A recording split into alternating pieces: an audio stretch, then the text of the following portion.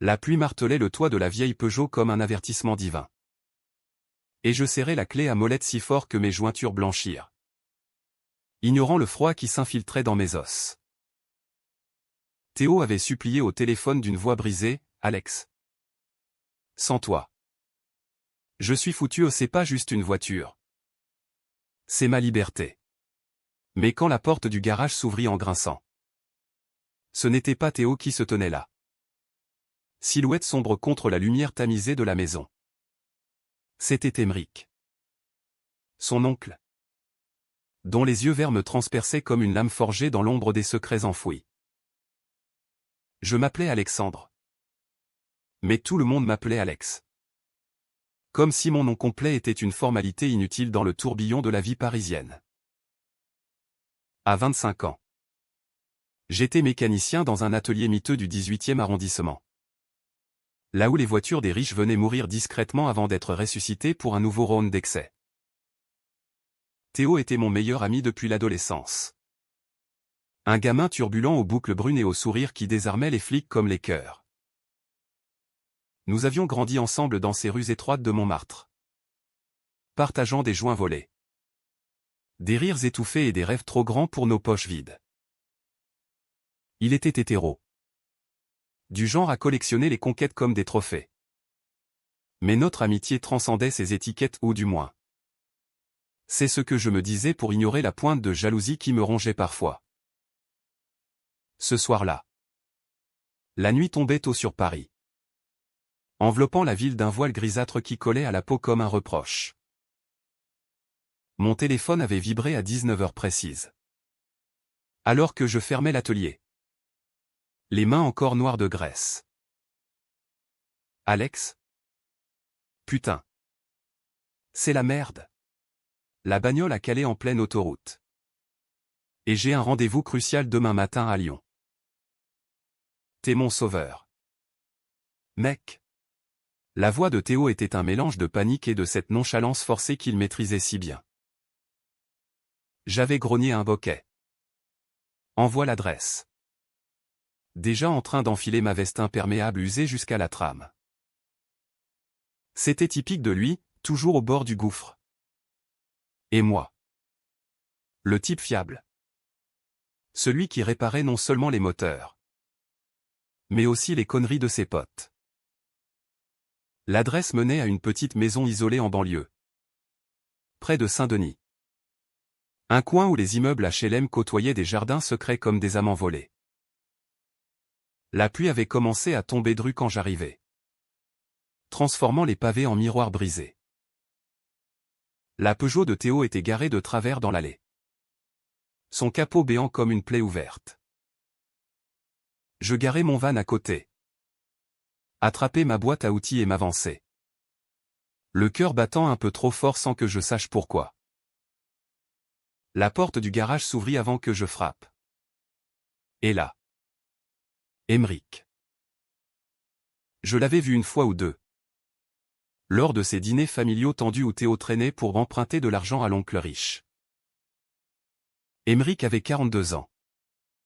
Mais portait son âge comme un costume sur mesure, épaules larges sous une chemise blanche impeccablement repassée. Cheveux poivre et sel coupés courts. Et ce regard vert comme les yeux d'un chat de gouttière.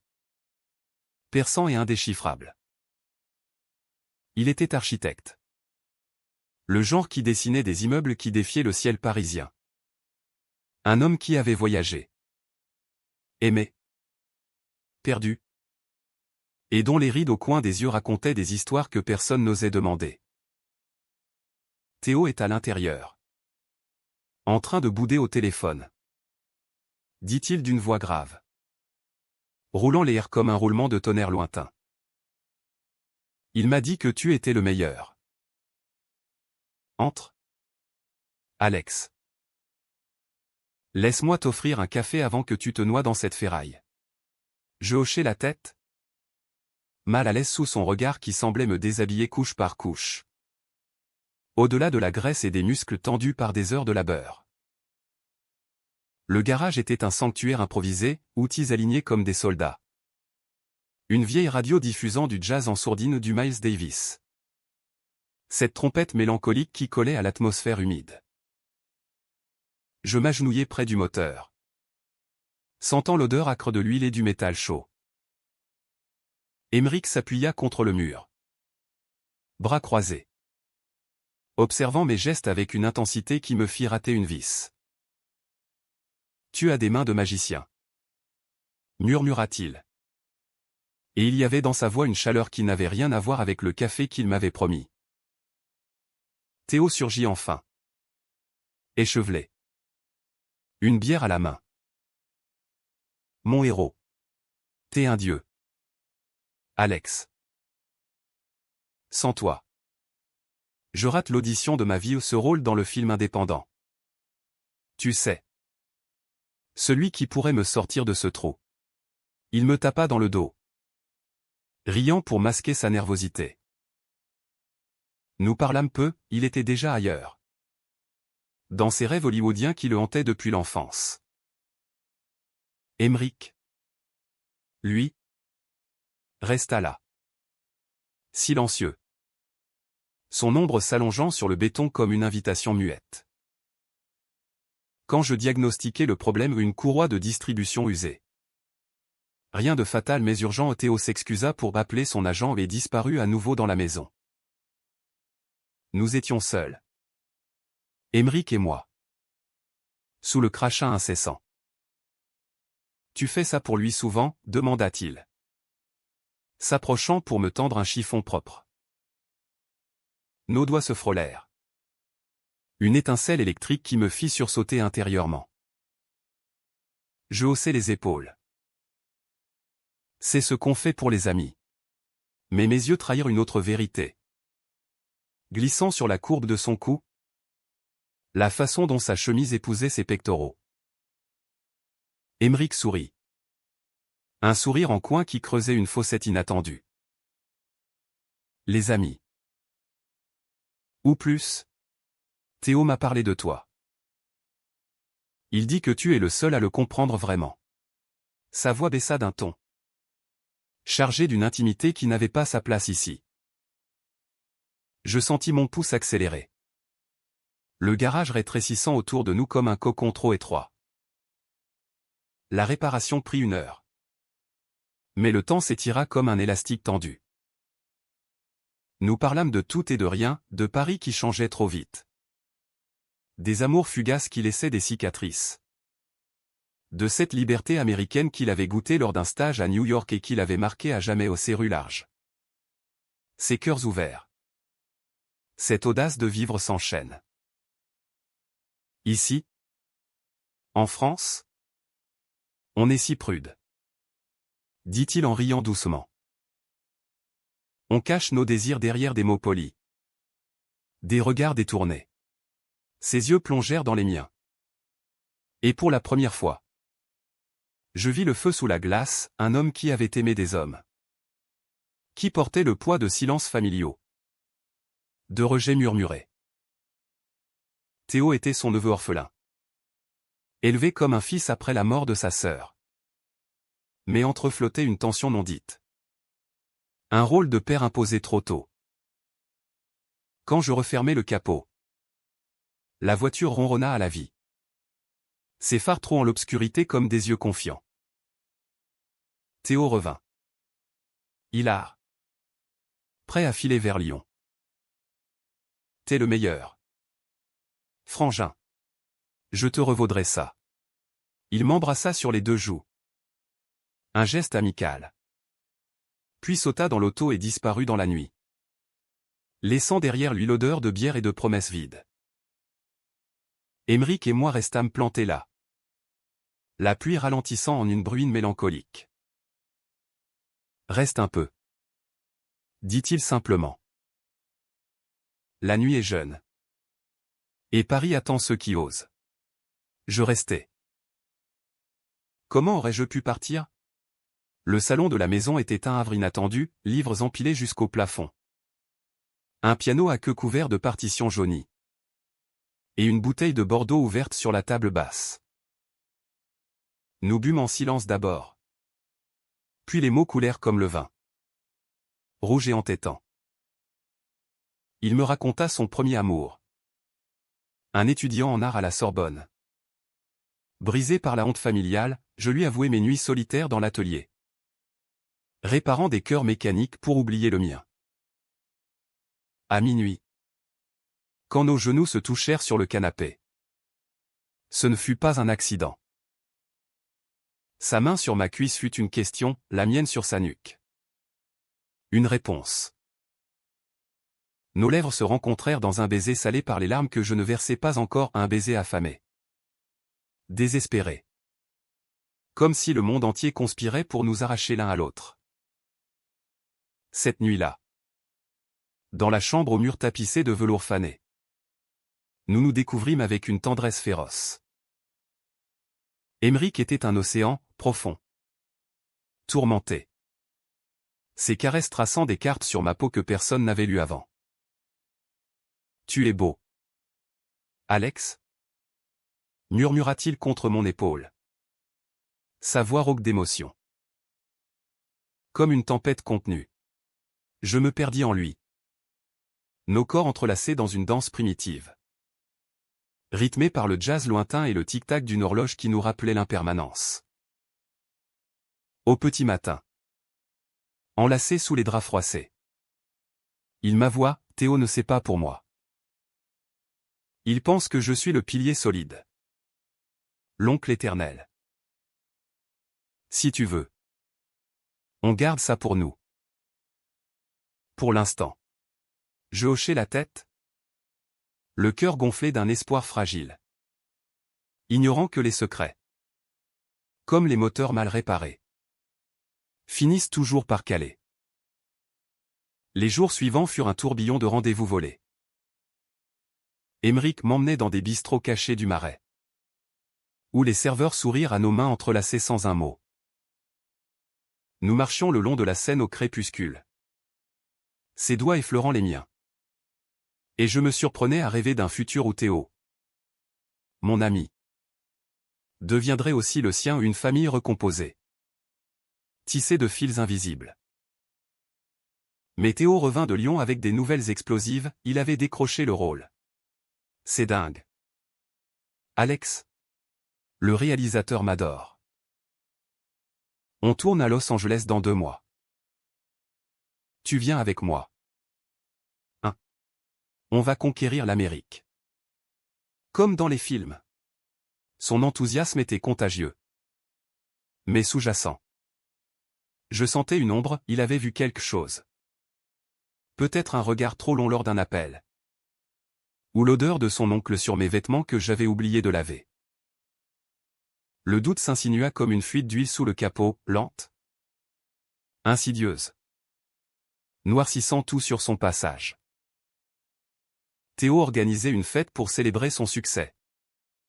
Une soirée dans un loft du 11e arrondissement loué à prix d'or grâce à l'avance du producteur. Tout le monde vient. Alex. Émeric aussi. Bien sûr. Il faut qu'il voie ça, son neveu qui va percer à Hollywood. La voix de Théo au téléphone était un feu d'artifice. Mais je perçus une note aigre. Un sous-texte que je préférais ignorer. J'acceptais. Le ventre noué. Imaginant déjà les regards croisés dans la foule.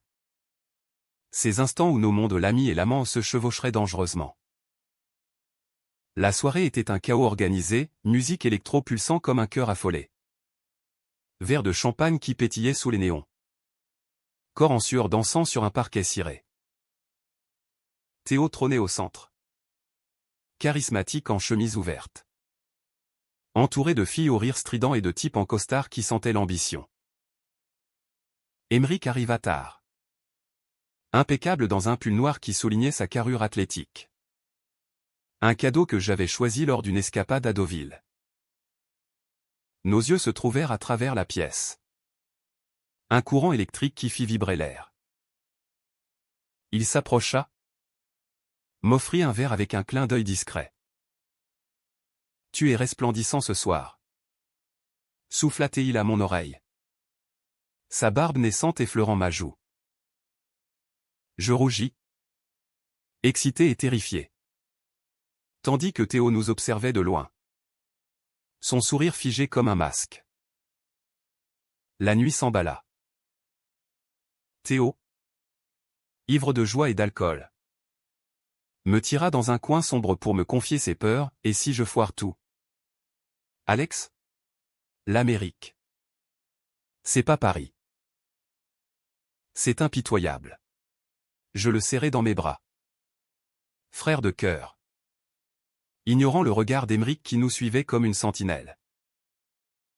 Puis, dans un moment de folie, Théo m'embrassa au pas un baiser fraternel. Mais un baiser chargé d'urgence. Ses lèvres pressées contre les miennes avec une faim que je n'avais jamais soupçonnée. Le monde bascula. Je le repoussai doucement. Le cœur en miettes. Balbutiant, Théo. Qu'est-ce que... Il rit. Un rire forcé. Les yeux brillants de larmes contenues. Oublie. C'est le champagne. T'es mon pote. C'est tout. Mais ce n'était pas tout. Dans ses yeux, je vis le reflet de mes propres désirs refoulés. Ces nuits où j'avais fantasmé sur lui avant qu'Émeric n'éclipse tout. Émeric me trouva plus tard sur le balcon, fumant une cigarette pour calmer mes nerfs à vif. La ville s'étalait en contrebas. Lumière clignotante comme des promesses brisées.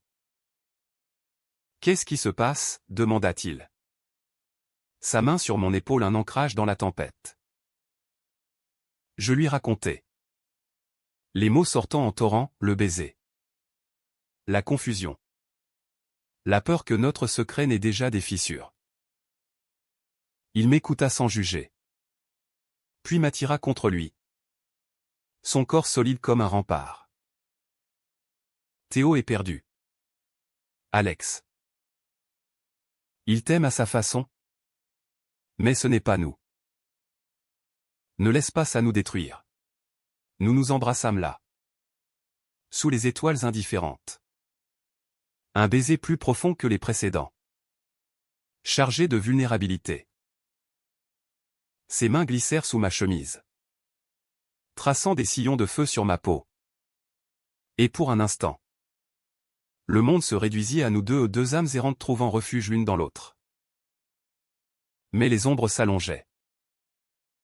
Le lendemain, Théo m'appela à l'aube. Voix pâteuse, désolé pour hier. Mec. J'ai déconné. On reste potes. Hein. J'acquiesçai.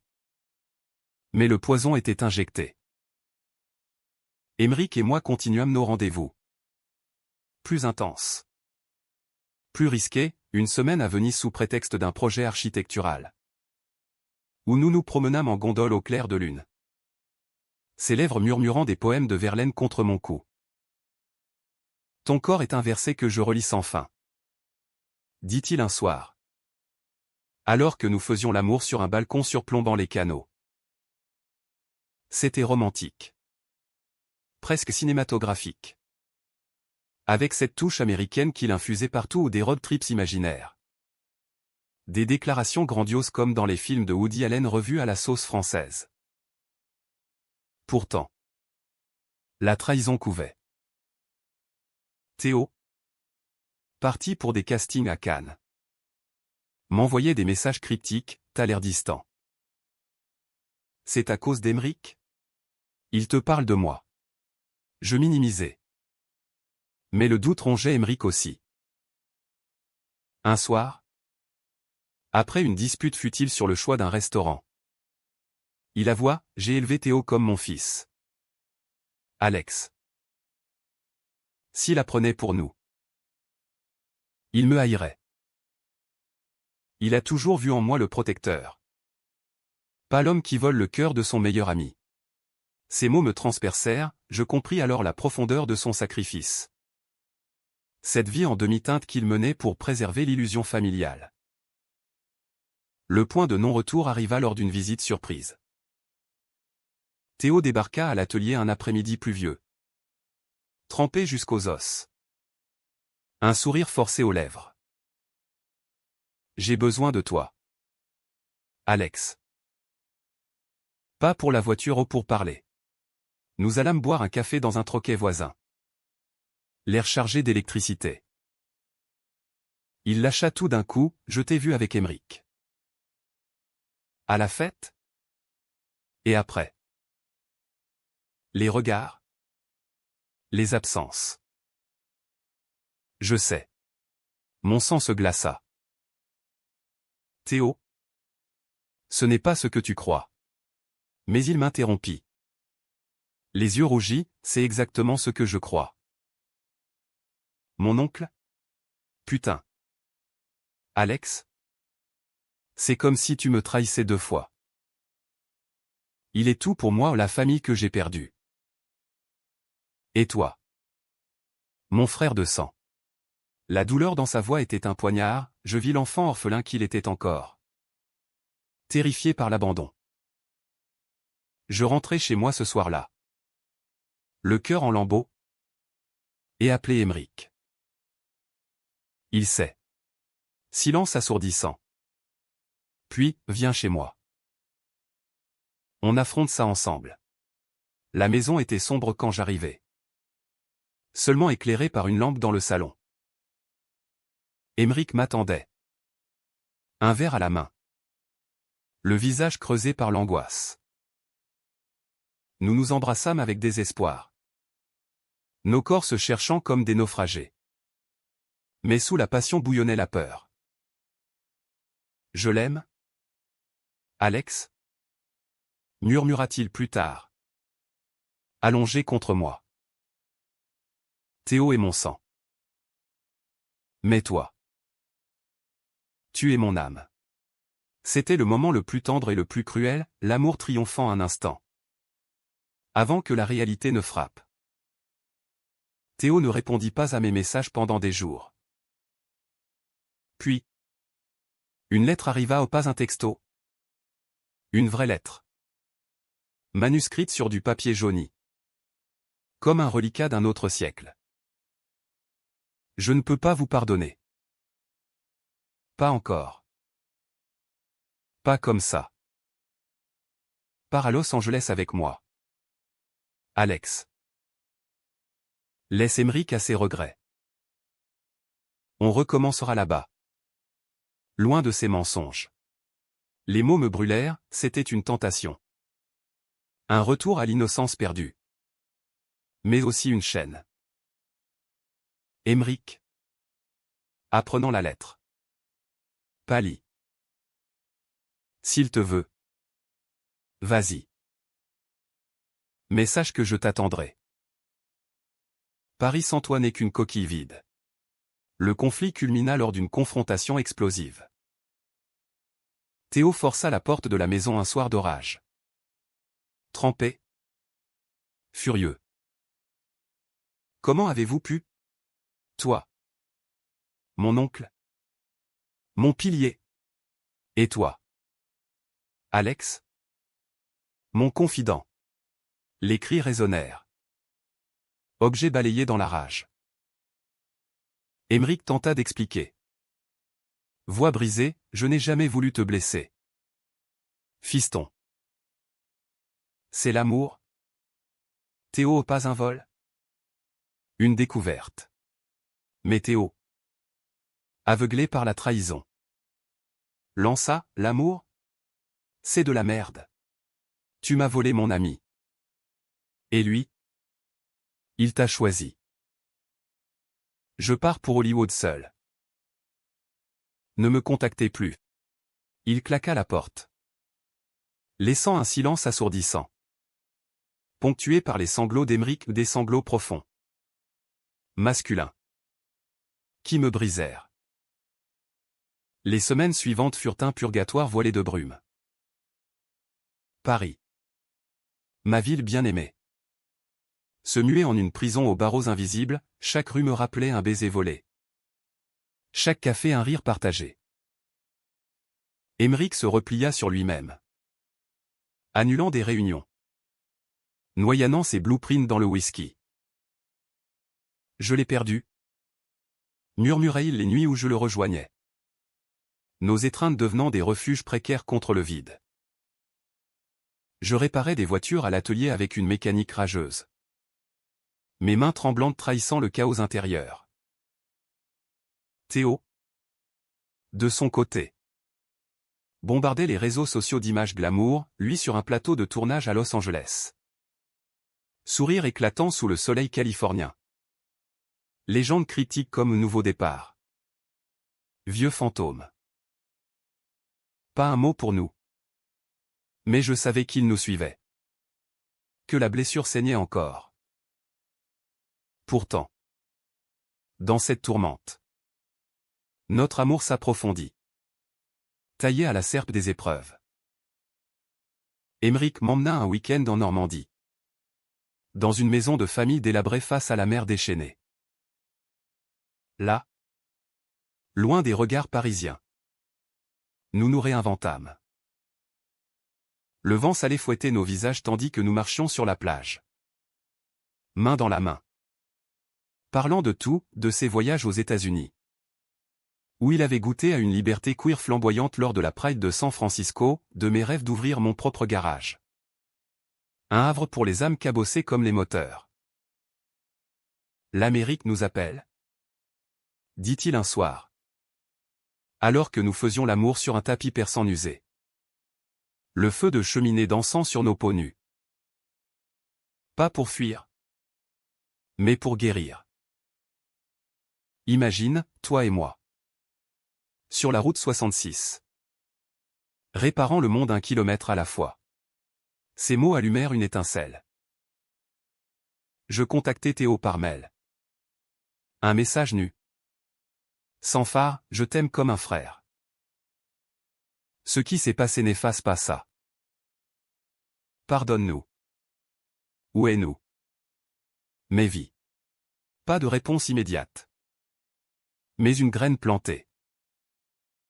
Émeric, sentant le vent tourner, se lança dans un projet fou, redésigner un quartier entier du Marais en espace inclusif.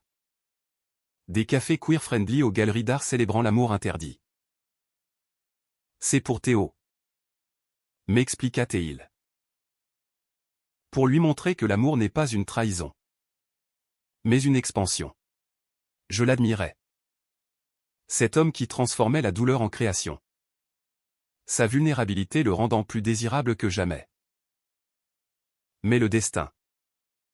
Ce farceur cruel. Réservait un coup bas. Un appel nocturne, Théo.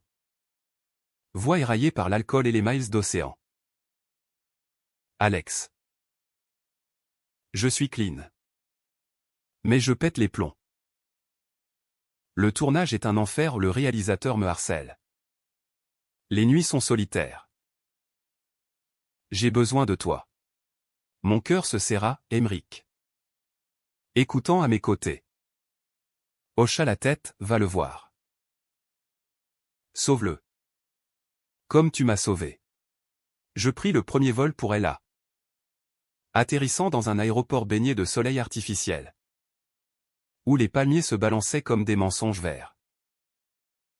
Théo m'attendait à l'hôtel. Silhouette amaigrie. Yeux cernés. Merci d'être venu, murmura-t-il en m'étreignant. Et pour la première fois depuis des mois. Je sentis l'ancien lien se raviver au fragile. Mais vivant. Los Angeles était un mirage, boulevards infinis. Villa perchée sur des collines sèches. Et cette énergie américaine brute. Sans filtre. Qui contrastait avec la subtilité française. Théo me traîna sur les plateaux. Me présenta comme mon frère de Paris. Et petit à petit, les masques tombèrent. Une nuit. Après une projection privée où son rôle, un jeune immigré queer luttant pour son identité, avait ému aux larmes. Il craqua. Le film parle de moi.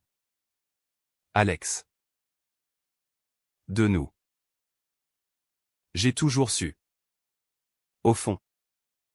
Que je n'étais pas droit comme un i. Mais te voir avec Émeric. Ça m'a forcé à regarder en face. Nous pleurâmes ensemble. Frère dans la confession. Et quand il m'embrassa à nouveau cette fois avec tendresse. Sans alcool je ne le repoussai pas. Ce fut un baiser de pardon. Pas de possession, un adieu à l'ambiguïté. Un salut à la vérité. De retour à Paris. Je racontai tout à Aymeric. Nu sous la douche. L'eau cascadant comme des regrets lavés. Il guérit. Et nous? Sa réponse fut un regard. Puis une étreinte, nous grandissons. Mais la trahison n'était pas finie. Quelques jours plus tard. Un article dans un tabloïd People, le neveu star et l'oncle architecte, scandale familial à Hollywood? Des photos volées au Théo et moi à Ella. Aymeric et moi au Marais montés de toutes pièces pour un soap opéra sordide. Théo appela. Paniqué, c'est faux. Mais le producteur menace de me virer si le buzz tourne mal. Aymeric. Stoïque. Répliqua, on assume. Ensemble. Le scandale éclata comme une bulle de savon empoisonnée. Journaux. Tweets. Appels anonymes, Paris bruissait de rumeurs. Le Marais devenant un cirque médiatique. Aymeric perdit un contrat majeur. Son cabinet vacillant sous les murmures homophobes déguisés en préoccupations éthiques. Moi. Je fis face à des clients qui annulaient. Des regards en coin à l'atelier. Théo. Depuis elle a envoya un virement généreux, pour réparer les dégâts. Je rentre. Mais la pression culmina lors d'une interview télévisée forcée pour Aymeric, un piège tendu par un journaliste véreux. Assis sous les projecteurs crus. Il fut bombardé, monsieur. Votre relation avec votre neveu. Et maintenant? Ce mécanicien? Expliquez-vous. Aymeric. Palmet droit. Répondit d'une voix ferme, l'amour n'est pas un crime. C'est une famille choisie. Forgée dans le feu des épreuves. Théo est mon neveu. Alex mon partenaire. Et je suis fier. Ces mots firent le tour du monde. Un cri de dignité qui transforma le scandale en manifeste. Les soutiens affluèrent, artistes du Marais. Activité queer. Même des Américains inspirés par ce French romance authentique. Théo atterrit à Orly le lendemain. Boucle en bataille. Valise à la main. La réunion fut un ouragan d'émotions, étreintes. Reproches. Rire nerveux. J'ai merdé. Oncle aime. J'ai fui au lieu d'affronter. Aymeric le serra contre lui. Larmes aux yeux, et moi. J'ai caché trop longtemps. Pardonne-moi.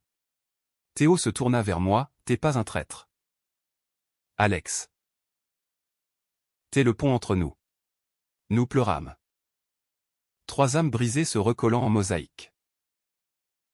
Pourtant. Le vrai chaos traoguettait. Théo. Pressé par le studio. Proposa un deal diabolique, épouse-moi pour l'image. Alex. Un mariage blanc. Pour calmer le scandale. Ensuite. On divorce. Et tu restes avec Aymeric. C'était de la folie ou une trahison masquée en sacrifice.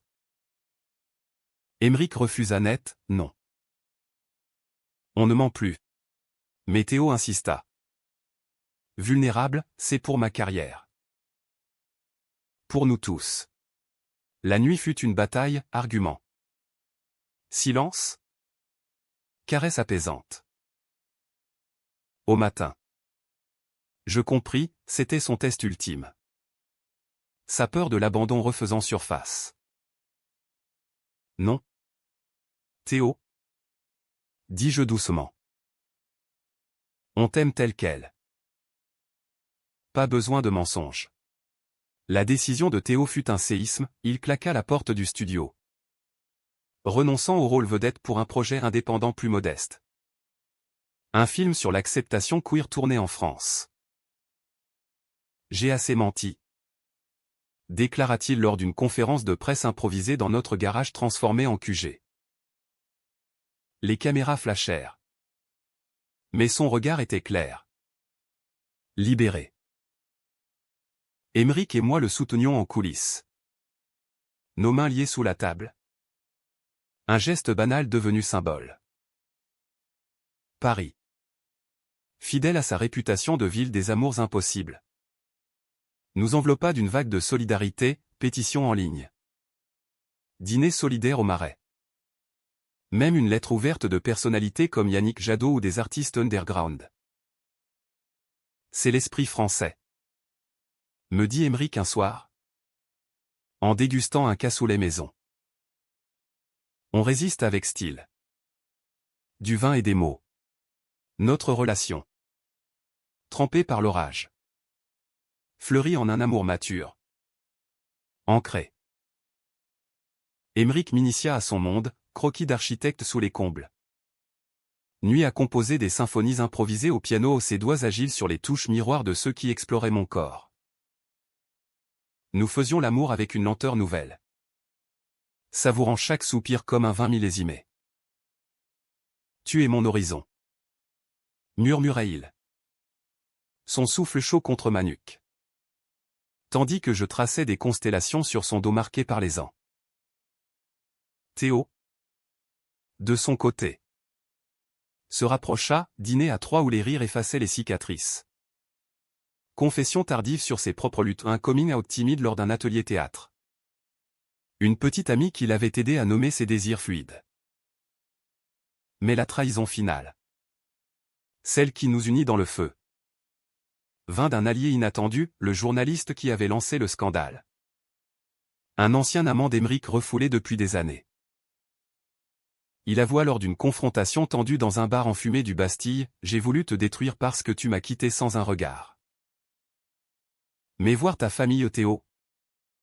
Alex, ça m'a guéri. » C'était une révélation amère sucrée, la jalousie humaine, si triviale, avait failli nous anéantir. Émeric le pardonna sur place. Un geste d'une grandeur Yankee forgive and move on. Comme il disait. Imprégné de son séjour américain. Nous repartîmes ensemble. Plus fort, laissant derrière nous les débris. L'été arriva. Torride et libérateur.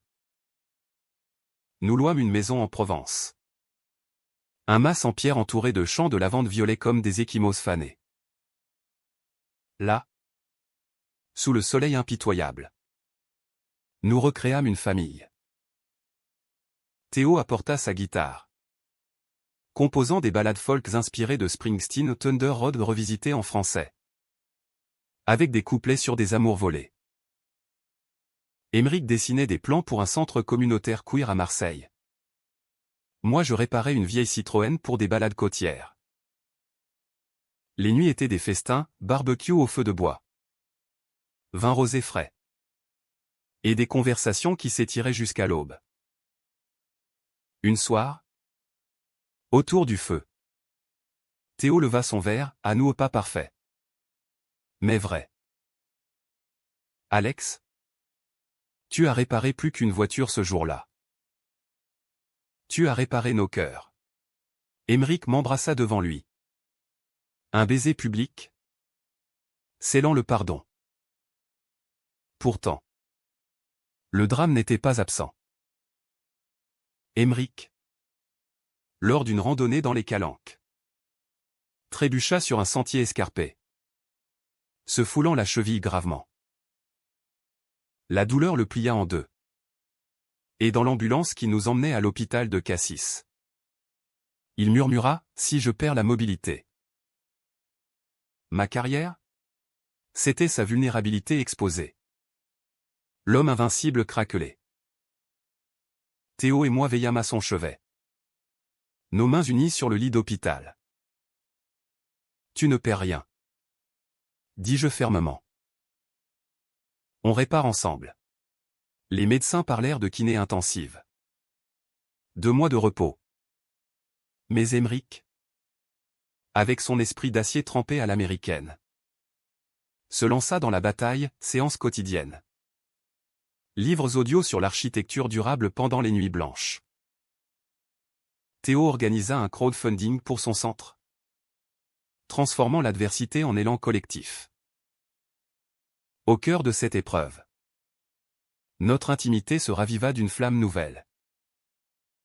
Confiné dans le mas pendant sa convalescence, Emeric et moi redécouvrîmes le plaisir des petites choses, massage aux huiles essentielles ou mes mains.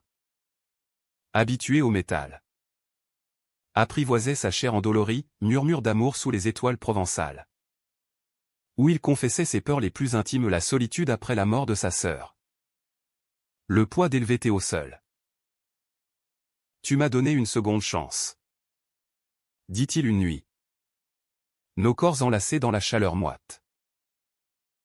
Je le pris doucement. Nos mouvements un rythme lent.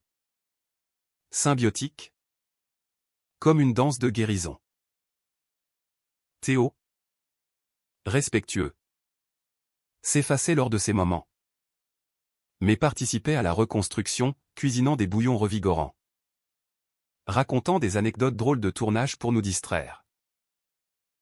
Le retour à Paris marqua un tournant. Emeric, boitant encore mais déterminé, présenta son projet au conseil municipal, un quartier réinventé, avec des espaces verts inclusifs, des ateliers pour jeunes artistes queer, et un mémorial discret à l'amour familial.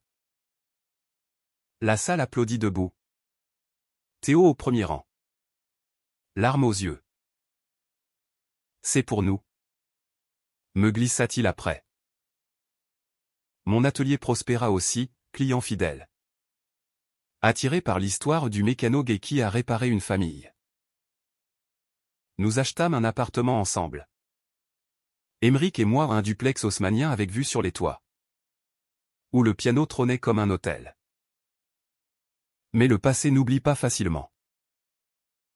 Une lettre anonyme arriva, un ex de Théo, jaloux de notre trio soudé, menaçant de révéler des secrets sur son coming-out forcé. La panique revint. Mais cette fois, nous affrontâmes unis. Théo alla le voir seul, dans un café neutre, et revint transformé, il voulait du mal. Mais j'ai vu sa propre douleur. On a parlé. Vraiment. C'est fini. C'était sa victoire, apprendre à guérir sans fuir. L'automne enveloppa Paris d'un manteau ocre, doux et mélancolique, comme un épilogue écrit à la main. Théo déménagea dans un loft près du canal Saint-Martin. Son film indépendant sélectionné à la Queer Palm de Cannes, une palme mineure, mais symbolique. Un triomphe personnel. Lors de la projection, nous étions au balcon, Emeric, sa canne élégante comme un accessoire de dandy, moi à son bras, Théo rayonnant sous les flashs.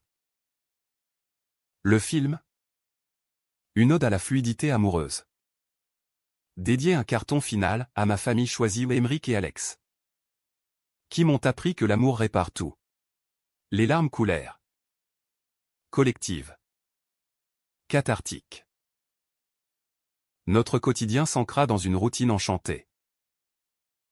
Emeric lança son cabinet reconverti, spécialisé en architectures inclusives, voyageant parfois aux États-Unis pour des conférences à New York, San Francisco, où il me racontait les prides flamboyantes, me promettant, un jour, on y ira ensemble. En road trip. Ta toolbox dans le coffre. Je hochai la tête, imaginant les higouets infinis, nos rires portés par le vent du désert. Les nuits. Nous dormions emmêlés. Son corps contre le mien, un rempart contre l'hiver naissant.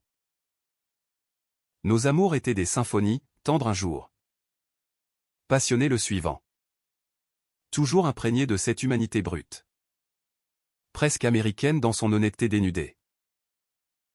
Théo devint notre fil rouge, dîners hebdomadaires où il apportait des scripts à débattre. Des conquêtes éphémères qu'il nous présentait avec fierté à un musicien tatoué. Une actrice aux yeux de biche. Vous m'avez montré comment aimer sans peur. Confia-t-il un soir. Autour d'une fondue au fromage. Émeric. Ému. Leva son verre, et toi? Tu nous as rappelé que la jeunesse est un feu qui réchauffe les vieux os. Nous rîmes. Mais sous les mots flottait une vérité profonde, la trahison avait forgé des liens indestructibles. Une famille non sanguine mais éternelle. Le climax inattendu survint un matin de décembre. Sous un ciel plombé.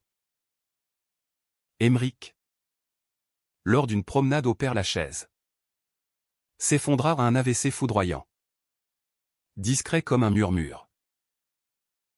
L'hôpital fut un brouillard, bip des machines. Main de Théo serrant les miennes. Prière laïque murmurée. Les médecins parlèrent de chance, pris à temps. Avec une rééducation intensive. Mais dans la chambre stérile. Face à son visage pâle. Je vis la fragilité de notre bonheur. Ne me lâche pas. Balbutia-t-il. Sa main faible dans la mienne. Jamais. Jurai-je. Le cœur en feu. La récupération fut une odyssée. Émeric. Têtu comme un âne normand. Enchaîna les séances, kiné. Logopédie. Mes mains le guidant dans des exercices quotidiens qui redevenaient caresses. Théo transforma le film en cause, projection caritative pour des associations neurologiques queer. Levant des fonds avec son charisme intact. C'est pour toi. Oncle aime. Disait-il. Et Émeric. Des larmes dans les yeux. Répliquait, pour nous tous. Lentement. La parole revint. Fluide, la marche. Assuré. 6 mois plus tard. Il remonta sur un échafaudage pour superviser son premier chantier post-AVC, un centre à Lisbonne. Symbole de résilience. Le dénouement fut humaniste. Teinté de cette mélancolie française qui rend la joie plus précieuse. Nous nous mariâmes un printemps pluvieux. Dans un petit jardin du Luxembourg. Théo témoin avec un bouquet de lavande à la main. Pas de chichi hollywoodien, vœux écrits à la main. Un pique-nique improvisé sous les marronniers. Dans la maladie et la santé. Dans les routes droites et les dérapages. Dis-je. Et Émeric. Voix émue. Répondit, tu as réparé ma voiture. Mon cœur. Ma vie. Je t'aime. Alex. D'un amour qui défie les frontières. Théo. Les yeux humides. Nous embrassa, à la famille au cabossé. Mais roulante. Aujourd'hui. Paris pulse autour de nous, mon garage bourdonne de vie. Émeric dessine des rêves durables. Théo prépare son prochain rôle ou un biopic sur un amour interdit au XIXe siècle. Les cicatrices persistent, une boiterie légère pour Émeric. Des doutes nocturnes pour Théo. Une vigilance éternelle pour moi. Mais dans cette imperfection, nous trouvons la beauté à un amour romantique. Dramatique. Profondément humain. Où la trahison n'est que le prologue d'une rédemption partagée. Et quand la pluie martèle à nouveau les vitres, nous nous serrons. Sachant que les moteurs, comme les cœurs, se réparent avec patience, audace, et un soupçon de magie française matinée d'esprit américain.